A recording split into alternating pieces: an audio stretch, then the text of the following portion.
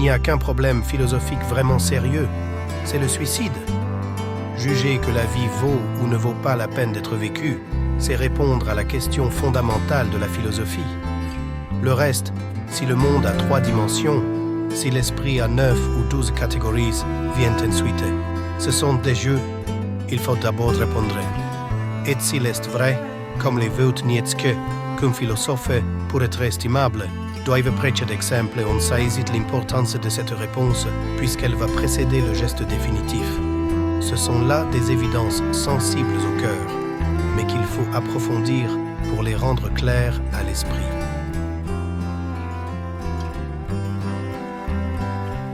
Albert Camus is a French existentialist writer.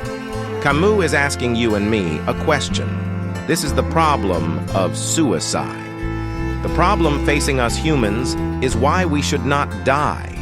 This philosophical question arises from the absurdity of life.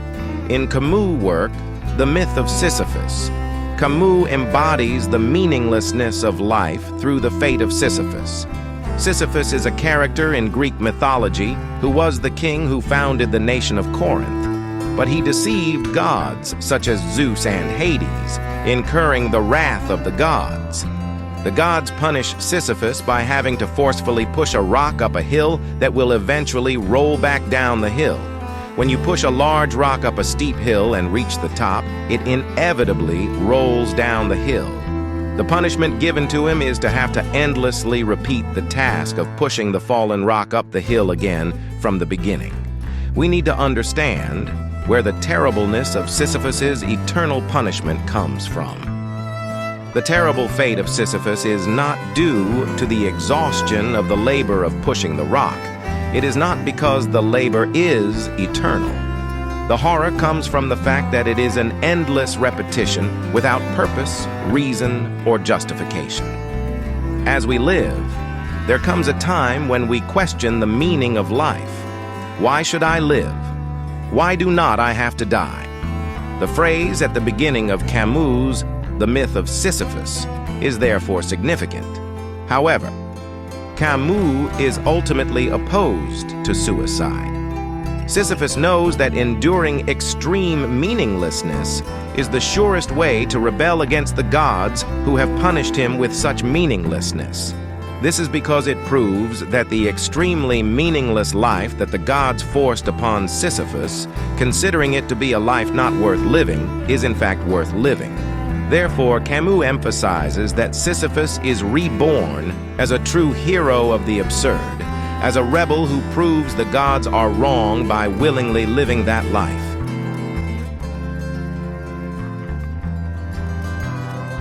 There is a man here. His name is Arthur Schopenhauer. When life is painful, look at this person. In dieser Hinsicht ist nun der eigentliche Gegensatz des Wissens das Gefühl, dessen Erörterung wir deshalb hier einschalten müssen.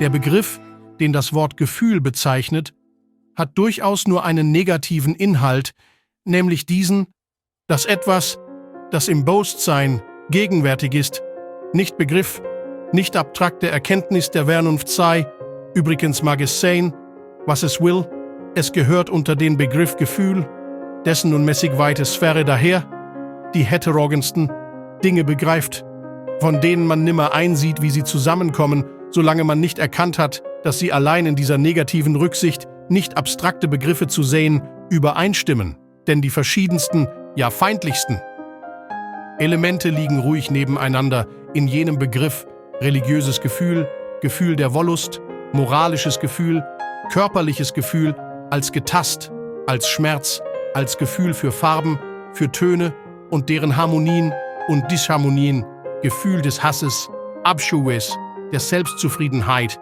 der Ehre, der Schande, des Rechts, des Unrechts, Gefühl der Wahrheit, ästhetisches Gefühl, Gefühl von Kraft, Schwäche, Gesundheit, Freundschaft, Liebe. Durchaus keine Gemeinschaft ist zwischen ihnen, die negative, dass sie keine abstrakte Vernunfterkenntnis sind, aber dieses wird am auffallendsten, wenn sogar die anschauliche Erkenntnis a priori der räumlichen Verhältnisse und vollends die des reinen Verstandes unter jenen Begriff gebracht wird und überhaupt von jeder Erkenntnis, jeder Wahrheit, deren man sich nur erst intuitiv bewusst ist, sie aber noch nicht in abstrakte Begriffe abgesetzt hat, gesagt wird, dass man sie fühle.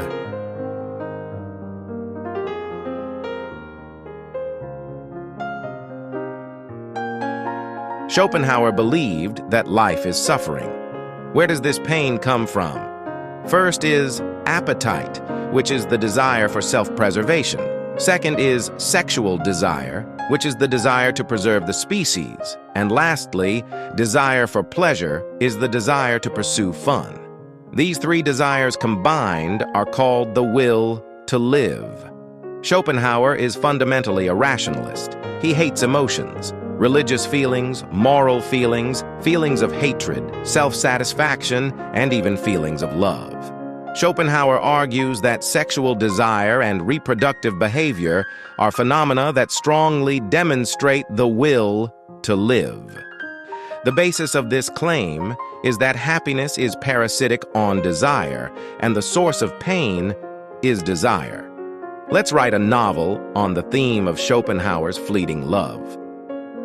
Adam and Eve were once passionately in love, but Adam thought that love was ultimately nothing more than an instinctive human desire. It occurred to me that his feelings for Eve were not pure love, but merely a trick of his instincts to pass on his genes. Meanwhile, Eve was confused by Adam's change. Although she still loved Adam, she was hurt by his cynical attitude and skepticism about love. Eve believed that love was a deeper and more meaningful emotion, but Adam's attitude questioned her belief. Their relationship became increasingly distant. As Adam became more and more closed off to her feelings, Eve felt more and more disappointed in him. The feeling of love seemed to have connected them, but now it has become the cause of them, further distancing themselves from each other. Schopenhauer's view of love teaches us a lesson. Love is not ideal. Love is part of our instinct and sometimes brings pain. Do not separate human desires from humans. This is because this desire to share becomes the source of suffering. Instead of being caught up in emotions, try to understand and control your desires. The pleasures of the outside world are fleeting. Schopenhauer emphasizes inner peace and self-understanding. Overcoming pain does not depend on external factors. Life and love are real. We must acknowledge and accept the pain of life. We must find personal meaning and purpose within it. Know thyself. We need to deeply reflect and understand our own emotions and desires. This is because you can understand your relationship with yourself more deeply and live a wiser life.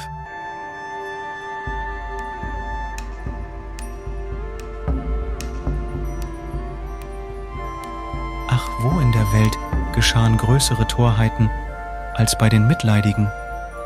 Und was in der Welt stiftete mehr Leid als die Torheiten der Mitleidigen? Wehe allen Liebenden, die nicht noch eine Höhe haben, welche über ihrem Mitleiden ist. Also sprach der Teufel einst zu mir: Auch Gott hat seine Hölle, das ist seine Liebe zu den Menschen. Und jüngst hörte Idi ihn dies Wort sagen: Gott ist tot, an seinem Mitleiden mit den Menschen ist Gott gestorben. Was höre ich? Sprach hier der alte Papst mit gespitzten Ohren.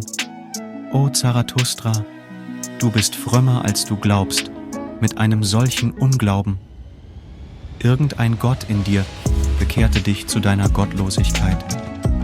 Ist es nicht deine Frömmigkeit selber, die dich nicht mehr an einen Gott glauben lässt?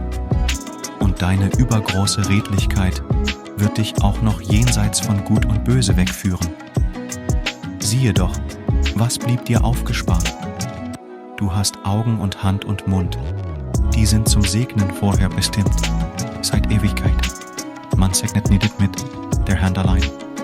In deiner Nähe, ob du schon der Gottloseste sein willst, wittere ich einen heimlichen Weib und Wohlgerudi von langen Segnungen. Mir wird wohl und wehe dabei. lass mich deinen Gast sein, o Zarathustra, für eine einzige Nacht. Nirgends auf Erden wird es mir jetzt wohler als bei dir. Amen? So soll es sein, sprach Zarathustra mit großer Verwunderung. Dort hinauf führt der Weg, da liegt die Höhle Zarathustras. Gerne fürwahr, würde Idi dich selber dahin geleiten, du Ehrwürdiger, denn ich liebe alle frommen Mensdien. Aber jetzt ruft Midi eilig ein Notschrei weg von dir. In meinem Bereiche soll mir niemand zu Schaden kommen. Meine Höhle ist ein guter Hafen. Und am liebsten möchte ich jedweden Traurigen wieder auf festes Land und feste Beine stellen. Wer aber nehme dir deine Stivermut von der Stiulta? Dazu bin ich zu schwach.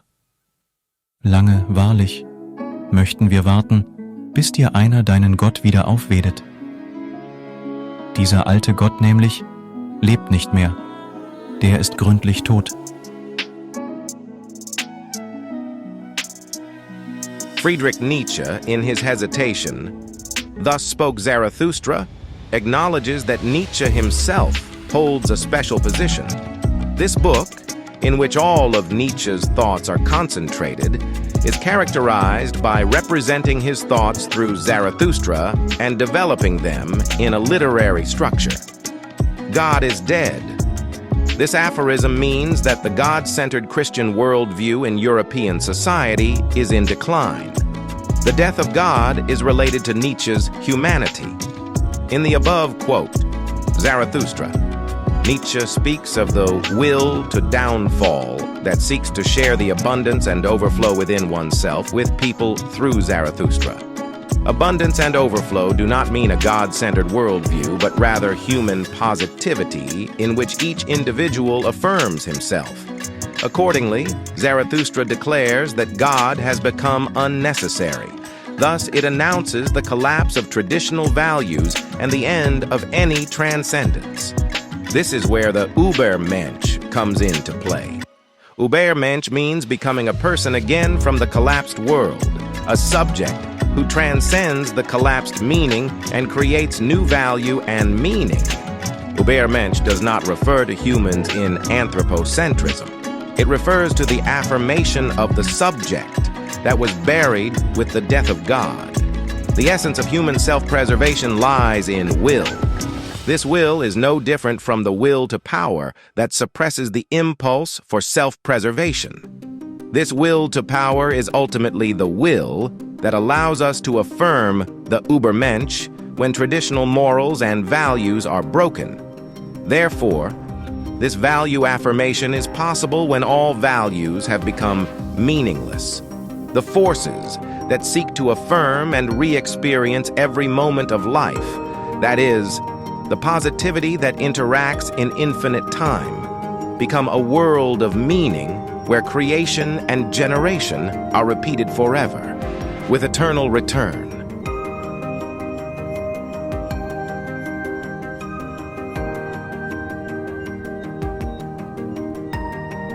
C'est à ces différents reproches que je cherche à répondre aujourd'hui.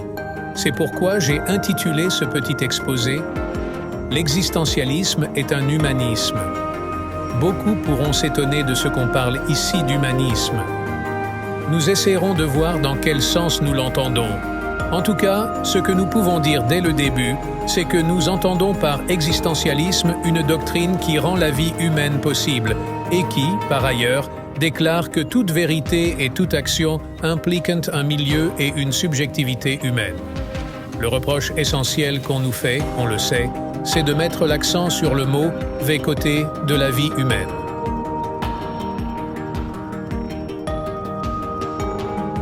Sartre declares that existentialism is humanism.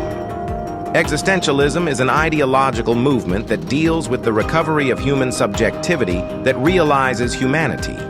Humanity, who experienced World War I and World War II, could not help but ask, what is human amidst the devastation? Was I born to go to war? What do I have to kill for? French existentialist Sartre, who has witnessed such tragedies, says that true humanism is possible through existentialism, and that this existentialism is a doctrine for all humans. This is because it forces action toward humanity. Then, we cannot help but ask why existentialism is a humanism. Sartre's existential philosophy can be summarized as, there is a choice between birth and death. Birth is the beginning of life, and death is the end of life. So what are the choices? Choice is the possibility of life. This life exists due to the potential of humans themselves. Human beings themselves live their lives by practicing actions called choices.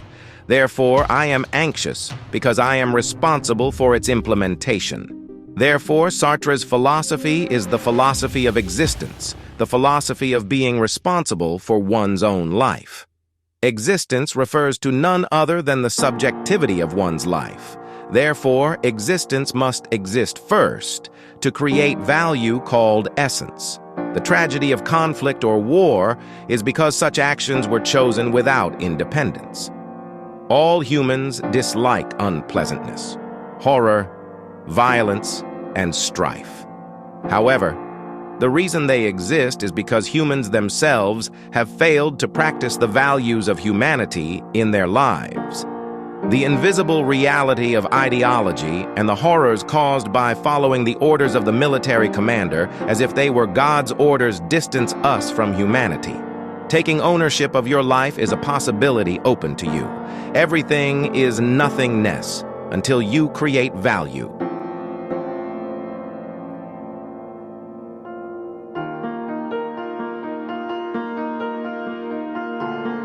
Nun ist es keine Frage, dass sowohl die Person und die Tatumstände als auch das Gerichtsverfahren selbst Probleme allgemeiner Natur aufgeworfen haben, die weit über das in Jerusalem Verhandelte hinausgehen.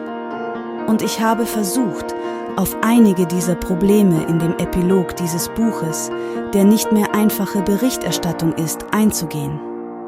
Sicher ist das sehr unzulänglich geschehen, und ich könnte mir gut vorstellen, dass nach Einsicht in die Tatbestände eine Diskussion ihrer allgemeinen Bedeutung entsteht, die umso sinnvoller sein könnte, je unmittelbarer sie den konkreten Bezug wahrt. In diesem Sinne könnte ein echter Streit sich auch über den Untertitel des Buches erheben, denn in dem Bericht selbst kommt die mögliche Banalität des Bösen nur auf der Ebene des Tatsächlichen zur Sprache, als ein Phänomen, das zu übersehen unmöglich war.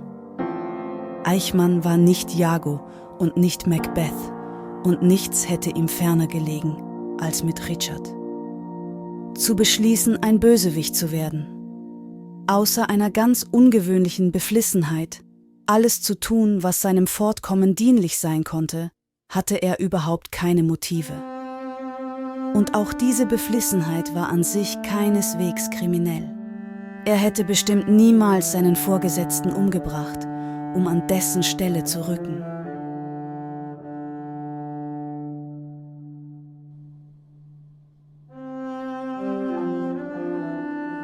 Hannah Arendt immigrated to Paris in 1933 to escape the oppression of Jews by Nazi Germany and immigrated to the United States in 1941 due to World War II.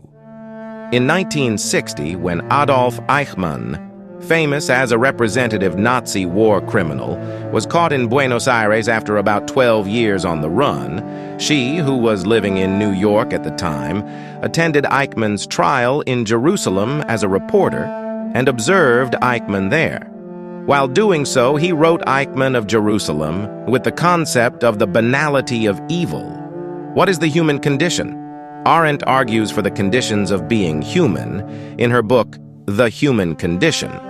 According to her, humanness can be seen from the emphasis on human abilities through activities and speech within the community. As can be seen from Aristotle's declaration, man is a political animal. Man is a political being. The life of an ideal philosopher in Plato's Academy was viewed as a contemplative life. This contemplative life is traditionally distinguished from the active life, and the life in which one can know what is true and right was viewed as a contemplative life. Eichmann was merely an instrumental being in totalitarianism. They simply obeyed the government's orders and carried out the tragedy. The human condition demands a contemplative life. In The Human Condition, we can see Arendt's labor philosophy, where human activity is divided into labor, work, and action. These three categories suggest that humans are not simply instrumental beings. Humans are active subjects. Therefore, Eichmann's evil includes not considering the three human conditions. However, Arendt did not believe that the contemplative life was the only ideal life. She spoke of the harmony between contemplative life and active life, which is consistent with Plato's emphasis on political action and social participation based on contemplative life in his theory of the ideal state. Evil is always with us in the ordinary. A healthy life is the unity of a contemplative life and an active life.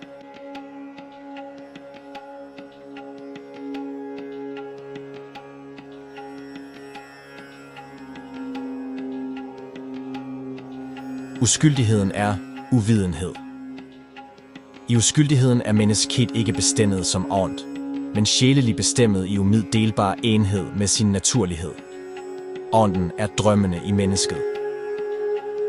Denne opfattelse er ganske i overensstemmelse med Bibelens, der ved at nægte mennesket i uskyldigheden kendskab til forskellen mellem godt og ondt, bryder staven over alle katolsk fortjenstlige fantasterier.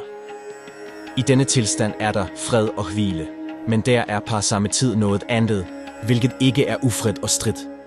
Til der er jo intet at stride med. Hvad er det da? Intet. Men hvilken virkning har intet? Det føder angst. Dette er uskyldighedens dybe hemmelighed, at den på samme tid er angst. Drømmende projekterer ånden sin egen virkelighed, men denne virkelighed er intet. Men dette intet ser uskyldigheden bestandig uden for sig. Angst er en bestemmelse af den drømmende ånd, og hører som sagen hjemme i psykologien. Vagen er forskellen mellem mig selv og mit andet sat. Sovende er den suspenderet, drømmende er den et antydet intet. Åndens virkelighed viser sig bestandig som en skikkelse, der frister dens mulighed, men er borte så snart den griber efter den, og er et intet, der kun kan ængste. Mere kan den ikke, så længe den kun viser sig. Begrebet angst ser man næsten aldrig behandlet i psykologien. Jeg må derfor gøre opmærksom på, at det er aldeles forskelligt fra frygt og lignende begreber, der refererer sig til noget bestemt, medens angst er frihedens virkelighed som mulighed for muligheden. Man vil derfor ikke finde angst hos dyret, netop fordi det i sin naturlighed ikke er bestemmet som ånd.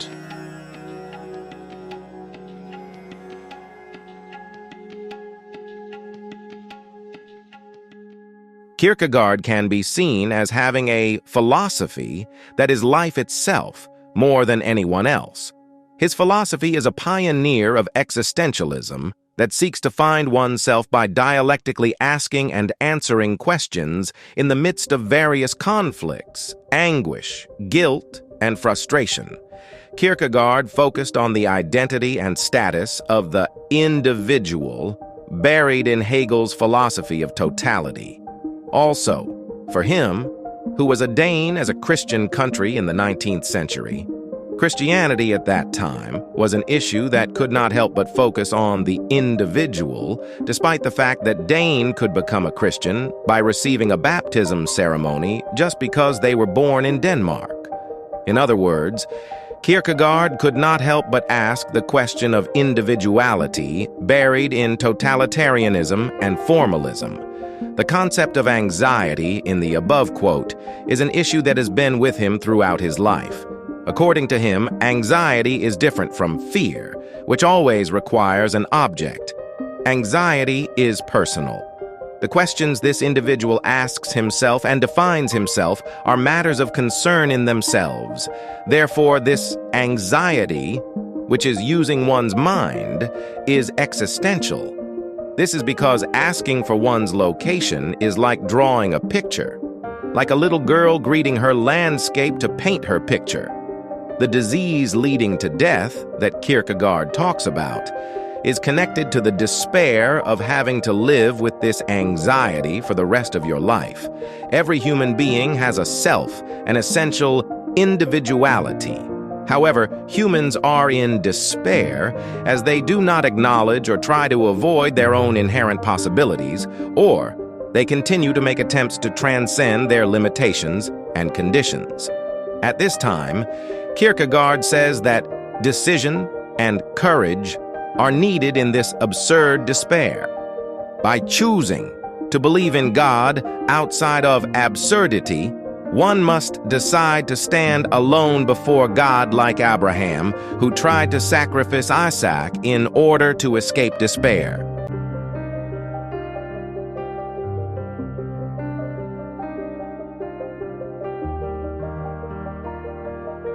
논, 이미 인연분을 말하였으니 다음에는 이비분을 말할 것이다.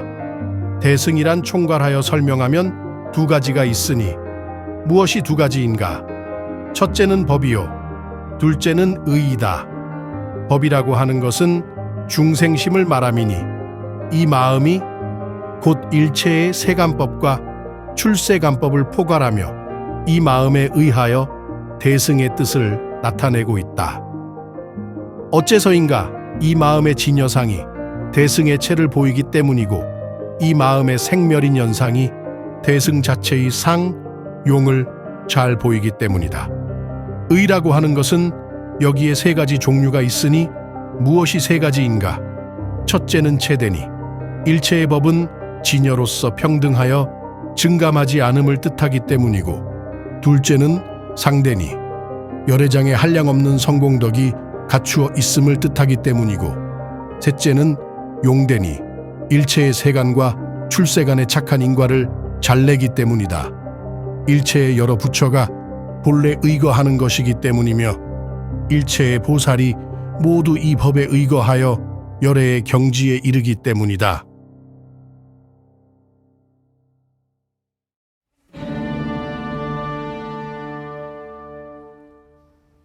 Wonhyo is considered an important figure in the history of Korean Buddhist philosophy. He believed that during the unified Silla era, human actions were not carried out without any thought, so various practices needed to have a theoretical foundation. Wonhyo interprets it as the sublation and synthesis of Mulamadhyamaka Karika and consciousness only. The Awakening of Faith in the Mahayana is a treatise on awakening Mahayana faith. Wonhyo interpreted and annotated this treatise, which is called Wonhyo's Commentaries on the Awakening of Faith in the Mahayana. According to the Awakening of Faith in the Mahayana, all phenomena originate from the mind. Why do phenomena in the world occur? According to this Wonhyo, it is through the action of alaya vijnana. This in my mind and in the hearts of sentient beings is a consciousness at a deeper level than the surface consciousness. By this, all things appear as emptiness. Therefore, this is the true mind that is Dharma. This mind is a universal mind inherent in all living beings, so it exists in common and is therefore one mind. The mind that does not know this is the stained mind from ignorance. When you realize that all suffering comes from the mind and reach enlightenment, you become Buddha. However, the nature of the mind becomes stained mind due to ignorance, and Wonhyo suggests a path to pure self-purity in his theory of practice. If everything is one mind, then Buddha is sentient beings, and sentient beings are Buddhas. Nevertheless, Wonhyo speaks of endless progress toward the path of Buddha Tathagata.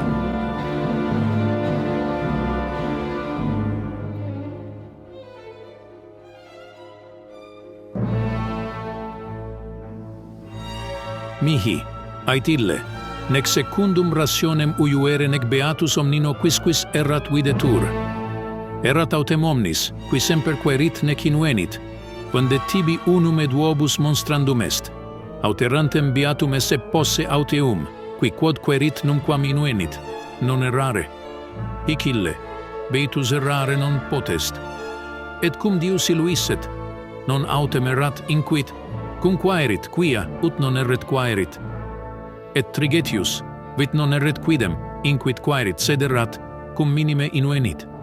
Ita autem tibi pro futurum putasti, quod errare non ult, quasi nemo erret inuitus aut quisquam omnino erret nisi inuitus. Tum ego, cum ille diu cunctaretur quid responderet. Definiendum vobis est, inquam, quid sit error. Facilius enim eius fines potestis uidire, inquem iam penitus ingressi estis. Ego, inquit licentius, definire aliquid idoneus non sum, quamuis errorem definire sit facilius quam finire. Ego, ait ille, definiam. Quod mihi facilimum est non ingenio, sed causa optima, nam errare est utique semper querere, numquam invenire.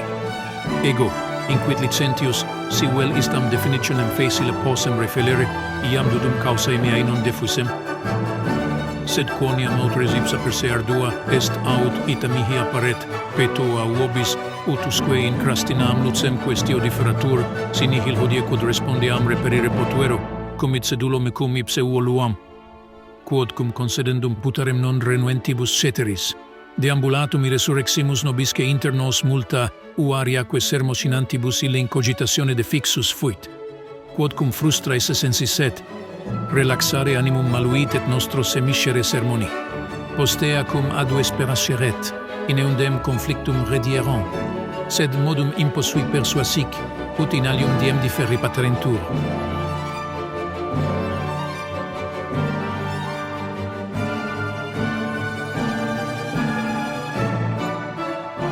If you look at St. Augustine's Confessions, you can see how intense his journey was. At the same time, if you are a modern Christian, his confession will be your confession. Augustine's life was a lifelong struggle to know the truth, true knowledge. His struggle was between human imperfection and divine perfection. Human is error, therefore it needs God's love. The above quote deals with the content of St. Augustine's Refutation of the Academia. Skeptics say that there is no such thing as true knowledge. No, there is nothing to know. In arguing for skepticism, Church Father Augustine needed to defend Christian truth. Through his journey of life, he realizes that humans are bound to make mistakes. This claim must be viewed from an epistemological perspective. Humans had an inferior reason that contained sensuous knowledge, but God, the superior reason, the spirit of the spirit, was the substance. This was influenced by Neoplatonism. The substance in Plato's philosophy is idea. This is unchanging and becomes the essence of phenomena. What does the New Testament preached by Apostle Paul say? He says that humans have fallen and cannot reach or know the truth. However, by the grace of God, my inner self, my soul, my substance, can recognize the truth.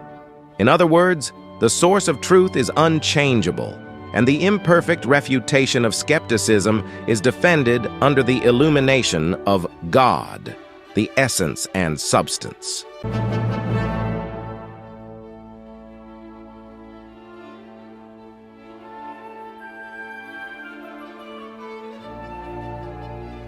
Και περιμέν ακροατοή, και πώς αποδεκτέων, και τι προτιθέμεθα, πεφροημιάστο το σάουτα λέγομεν δ' αναλαβώντες, επειδή πάσα γνώσης και προαίρεσης άγαθο η τίνος ορέγεται, τι έστεινου λέγομεν την πολιτικήν εφίεσθε, και τι το πάντων ακρότατον των πρακτών αγαθών.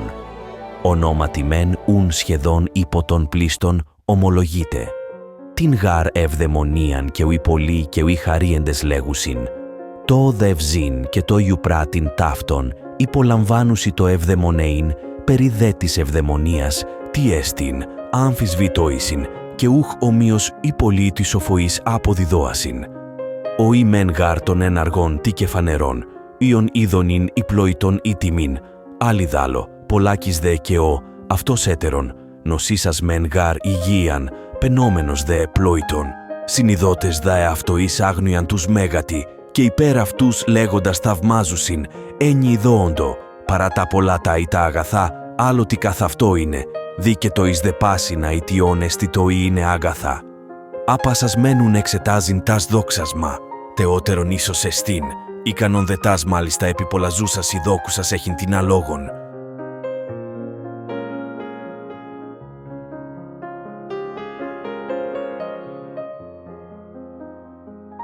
Aristotle lived a happy life, as was his nickname, the father of Western learning. The happy life he speaks of is well-being. He did not call simple pleasure or momentary satisfaction happiness. The life that achieves happiness that he talks about is a life that practices virtue. Practice is a concept that refers to will and choice as an activity of right reason, and virtuousness is based on harmony between purpose and means, that is, moderation. This is what moderation means. For example, the mean between fear and recklessness is courage. And between self-indulgence and desirelessness, there is temperance. Moderation is not an attitude that leans toward one extreme, but an attitude that creates harmony. In this way, humans can be said to live a virtuous life when they live a life of moderation. So, Aristotle's happiness is called eudaimonia in Greek, and he sees it as living a happy human life, a humane life, by maximizing an individual's potential and pursuing good things by nature. A student's virtuous life lies in the formation of correct values and acquisition of correct knowledge during adolescence. The virtuous life of a politician is to fulfill the people's aspirations based on correct values and knowledge, and to turn an unreasonable society into a righteous society. Everyone who lives a virtuous life is well-being.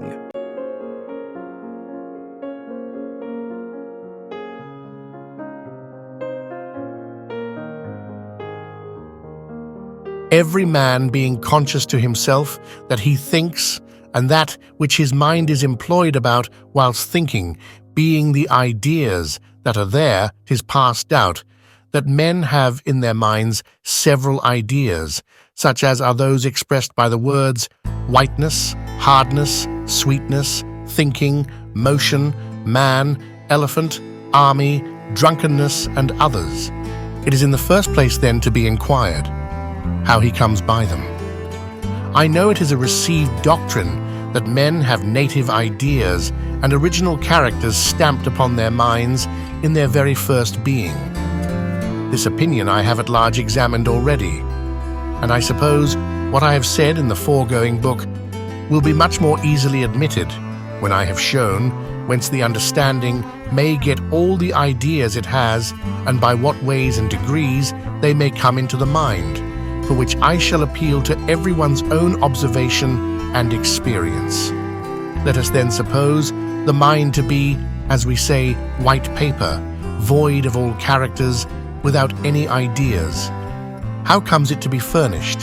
Whence comes it by that vast store, which the busy and boundless fancy of man has painted on it, with an almost endless variety? Whence has it all the materials of reason and knowledge? To this I answer in one word, from experience, in that all our knowledge is founded, and from that it ultimately derives itself. Our observation employed either about externate, sensible objects, or about the internal operations of our minds, perceived and reflected on by ourselves, is that which supplies our understandings with all the materials of thinking. These two are the fountains of knowledge, from whence all the ideas we have, or can naturally have, do spring.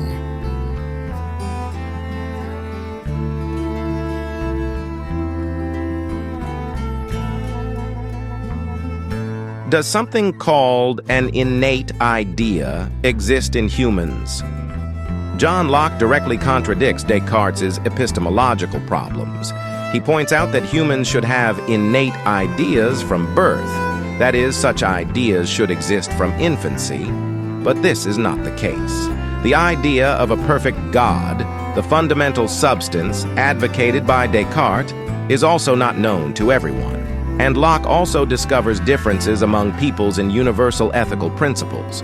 Accordingly, he presents an answer that establishes the traditional scientific methodology of through experience as an answer to the question of how our human consciousness gains knowledge. According to his view, the human mind is a blank slate. It asserts that there is no such thing as innate knowledge, and that there are two ways to achieve experience. These two things are sensation and reflection. Sensing and reflection refer to obtaining sensory information from the external world and examining how it becomes knowledge through self-reflection of understanding. However, Locke's view soon runs into limitations. First, human knowledge is not simply a passive reception of sensory information, but is structured by human cognitive ability. Second, humans can clearly come up with ideas such as substance and essence, but there is no explanation for this, and finally, it does not provide a sufficient explanation for acquiring knowledge that is not through the senses.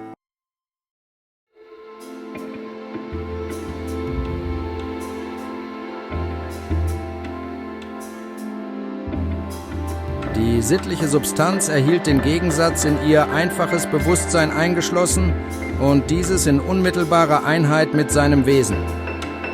Das Wesen hat darum die einfache Bestimmtheit des Seins für das Bewusstsein, das unmittelbar darauf gerichtet und dessen Sitte es ist. Weder gilt das Bewusstsein sich als dieses ausschließende Selbst, noch hat die Substanz die Bedeutung eines aus ihm ausgeschlossenen Daseins, mit dem es sich nur durch die Entfremdung seiner selbst eins zu setzen und sie zugleich hervorzubringen hätte. Aber derjenige Geist, dessen Selbst das absolut Diskrete ist, hat seinen Inhalt sich als eine ebenso harte Wirklichkeit gegenüber, und die Welt hat hier die Bestimmung, ein Äußerliches, das Negative des Selbstbewusstseins zu sein. Aber diese Welt ist geistiges Wesen. Sie ist an sich die Durchdringung des Seins und der Individualität. Dies ihr Dasein ist das Werk des Selbstbewusstseins, aber ebenso eine unmittelbar vorhandene ihm fremde Wirklichkeit, welche eigentümliches Sein hat und worin es sich nicht erkennt. Sie ist das äußerliche Wesen und der freie Inhalt des Rechts. Aber diese äußerliche Wirklichkeit, welche der Herr der Welt des Rechts in sich befasst, ist nicht nur dieses zufällig für das Selbst vorhandene elementarische Wesen, sondern sie ist seine, aber nicht positive Arbeit, vielmehr seine negative. Sie erhält ihr Dasein durch die eigene Entäußerung und Entwesung des Selbstbewusstseins, welche ihm in der Verwüstung, die in der Welt des Rechts herrscht, die äußerliche Gewalt der losgebundenen Elemente anzutun scheint.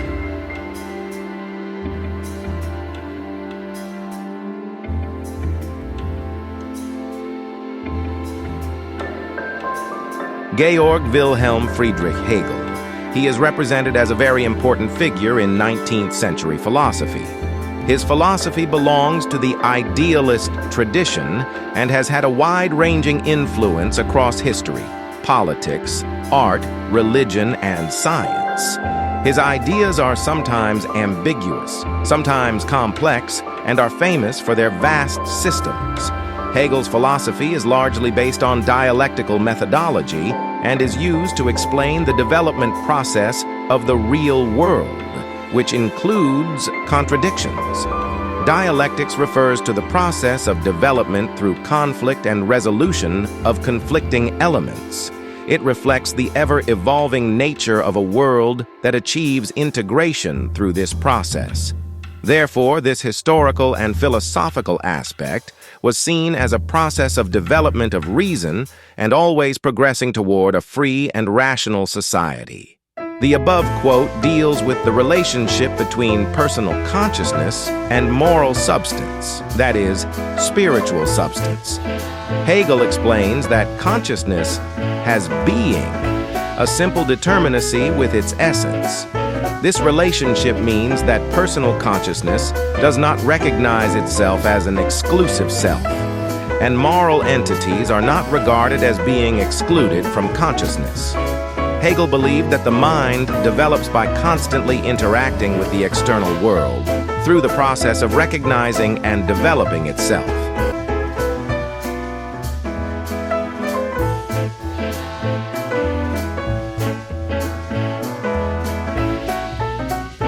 自乐学，而是奚之不以说。忽有朋自远方，来不亦乐乎人不知，而不愠不亦君子乎？"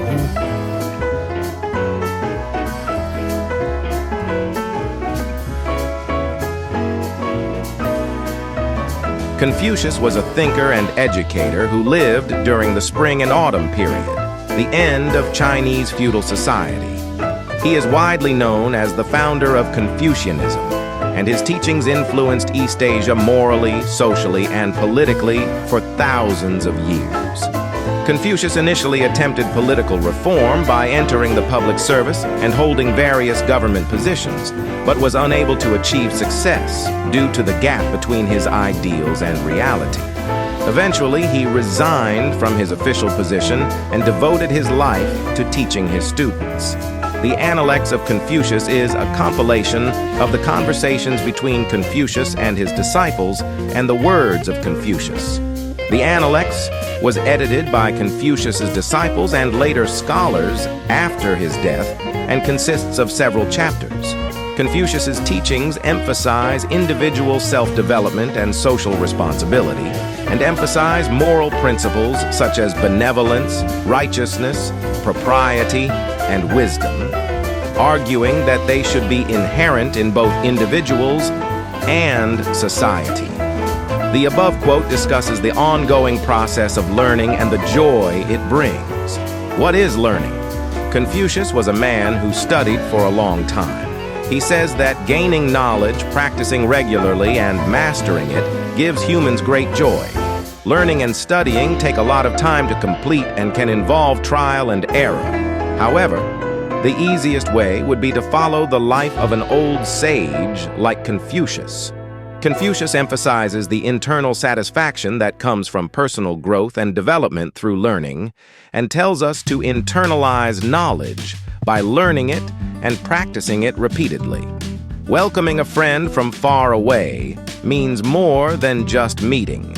Humans are different beings who meet and form mutual relationships. This is because the will of heaven means that others and I and others become one. And also, a detached attitude that is not concerned with the recognition or evaluation of others is the character of a gentleman. Confucius believed that an individual's value is not determined by the reputation of others, and that a true gentleman focuses on having his own virtue and behaving correctly.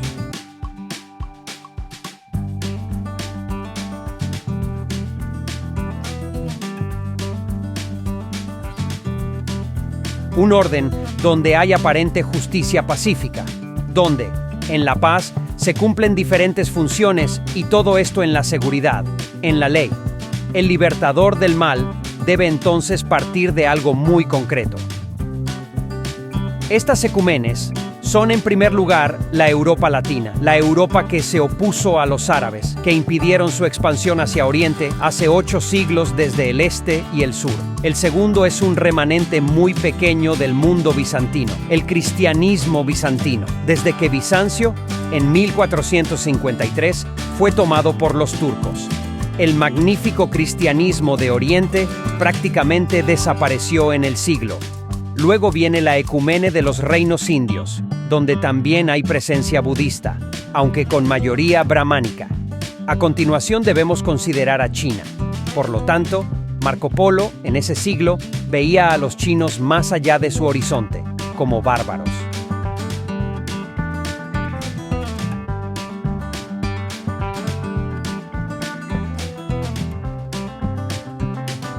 Enrique D. Dussel, born in Argentina in 1934, is a Latin American philosopher, historian, and theologian. His philosophy is called liberation philosophy, and deals with liberation from oppression and alienation as the main theme, reflecting the economic conditions of Latin America and third world countries, as well as their history and society. In his philosophy of liberation, what is liberation from? It is liberation from evil. What is evil? It is Western centrism, called ecumeno. Western centrism began to conquer and dominate third world countries, including Central and South America, under the pretext of civilization and advanced development. Western centrism refers to a way of thinking that interprets and evaluates the world's diverse cultures, history, and values from the perspectives and standards of Europe and North America. This perspective tends to view Western civilization as superior to all other civilizations and regards Western history, culture, and philosophy as a universal standard. As a criticism of this, liberation philosophy goes beyond recognizing that this is not a given and shows practical and political decisions that can be seen as a declaration of liberation of culture and philosophy. In liberation philosophy, the oppressed appear, and they are the symbol that refers to all the subjugated classes. Oppression comes from those who dominate. Liberation philosophy, as Dussel mentioned, is the starting point of a transversal and intercultural philosophy that plays the role of a philosophy that destroys the philosophy that hides the oppressed.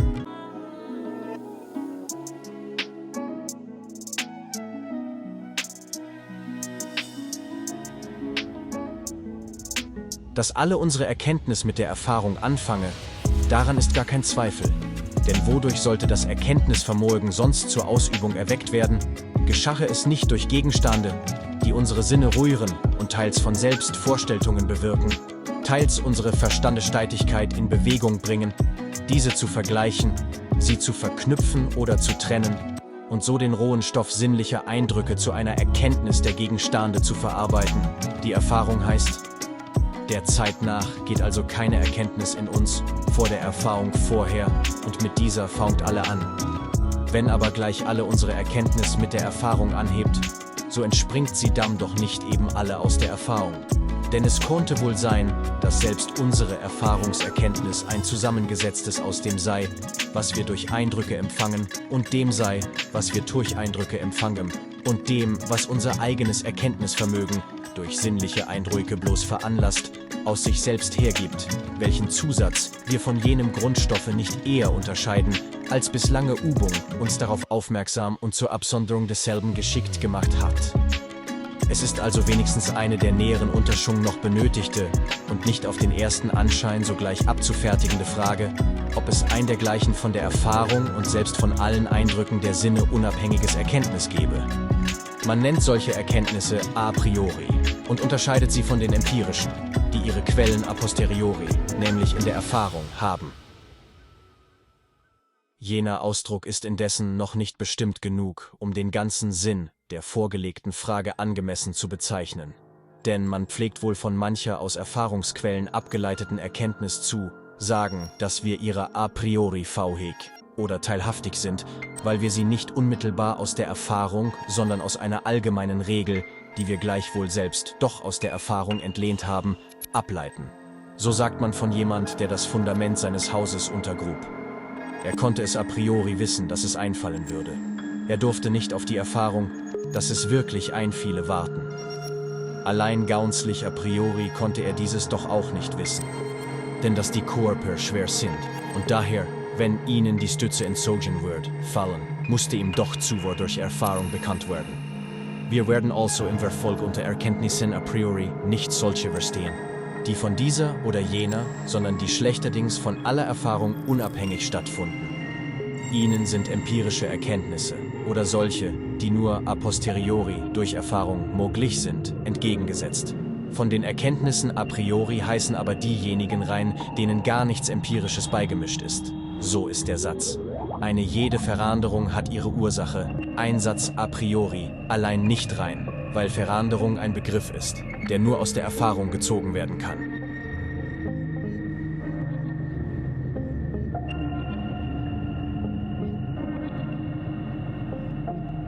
Prussian philosopher Immanuel Kant is one of the leading figures of the Age of Enlightenment. He served as a professor at the University of Königsberg and lectured in philosophy, mathematics, and natural sciences, and his works achieved philosophical achievement at a late age. Kant's concern is, what is a human being? And he divides this into 3 questions, the first of which is, what can I know? Thus, the Critique of Pure Reason was written, and Kant studied the fundamental conditions of human perception and knowledge. In this work, he attempted to synthesize empiricism and rationalism, the dominant philosophical ideas of the time. Empiricism asserts that knowledge is only possible from experience, while rationalism believed that reason is the only source of truth. Kant's goal was to find out how human reason is possible and what the limits of reason are. In the above quote, Kant suggests that the starting point of all cognition is experience. But he also says that not all cognition comes directly from experience. Recognition begins with experience, refers to the process in which objects in the external world stimulate our senses, which activates our cognitive abilities and transforms them into knowledge through experience. However, because independence from experience indicates that in addition to sensory data obtained from the external world, our cognitive abilities can organize empirical facts on their own. This is also called the Copernican turn. Previously, philosophy had focused on how the object of recognition was recognized by the cognitive subject, but Kant indicates that we humans, the cognitive subject, play an active role in the recognition process. Kant also reconsiders the existence of a priori knowledge, that is, knowledge that is independent of all experience, and says that such knowledge can be known only through pure reason. For example, every change has a cause. The same argument is a priori, but change is classified as something that is obtained through experience.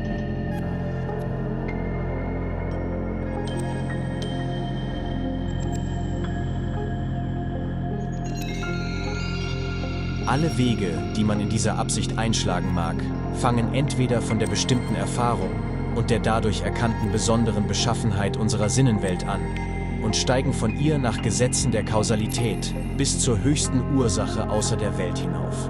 Oder sie legen nur unbestimmte Erfahrung, irgendein Dasein, empirisch zum Grunde.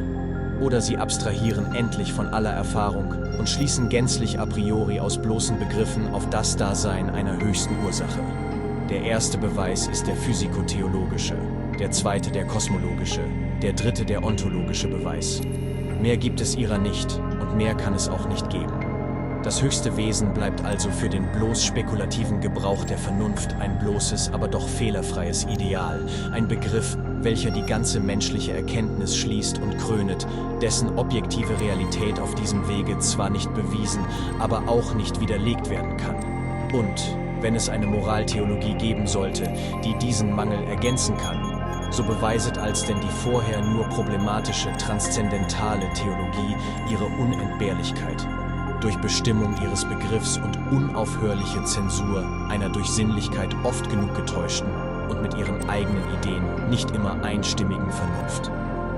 Die Notwendigkeit, die Unendlichkeit, die Einheit, das Dasein außer der Weit, nicht als Weltseele, die Ewigkeit, ohne Bedingungen der Zeit, die Allgegenwart ohne Bedingungen des Raumes, die Allmacht, sind lauter transzendentale Prädikate. Und daher kann der gereinigte Begriff derselben, den eine jede Theologie so sehr nötig hat, bloß aus der transzendentalen gezogen werden.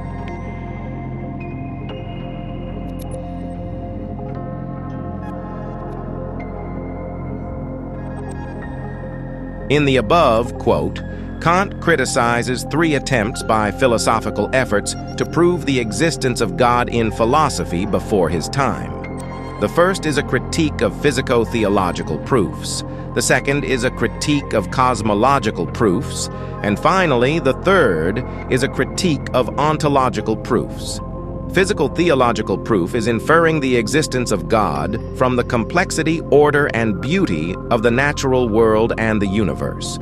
This proof starts from the observation that the world is so well organized and appears to have been designed for a purpose. It is a physical theological proof that claims that this seemingly designed order points to the existence of God, a designer with high wisdom and power. This proof is explained by the analogy that just as a complex clock points to the existence of a watchmaker, a complex and harmonious universe points to the existence of God. Cosmological proof infers the existence of God based on the causal laws of the universe. According to this, it begins with the premise that all existence must have a cause, and that this chain of causes and effects cannot be infinite. Thus, there must be an inevitable being. That is the first cause of this chain and the source of all existence in the universe. And that is God. The ontological proof was first presented by Anselm, and his argument begins with the concept of existence that nothing greater than the greatest being can be imagined. The claim that this greatest being does not exist only in the intellect, but exists in reality, because it is the greatest, is an ontological proof. However, Kant criticizes all three. Existence is not something that can be inferred from a set of properties or definitions. The completeness of the concept does not guarantee reality. In other words, existence is not identical with presence. He criticizes that since existence is practically no predicate, it does not logically follow from the essence definition that is said to be nature that existence exists. This criticism is also used as a criticism of physical theological proof and cosmological proof. Since causality is a matter that transcends our intellectual understanding, it does not require an inevitable existence in the external world. Nevertheless, Kant did not view the idea of God's existence as worthless. Rather, he says that faith in the existence of God may be essential to moral life, and that such faith argues that the existence of God is requested through moral hope rather than rational reasoning.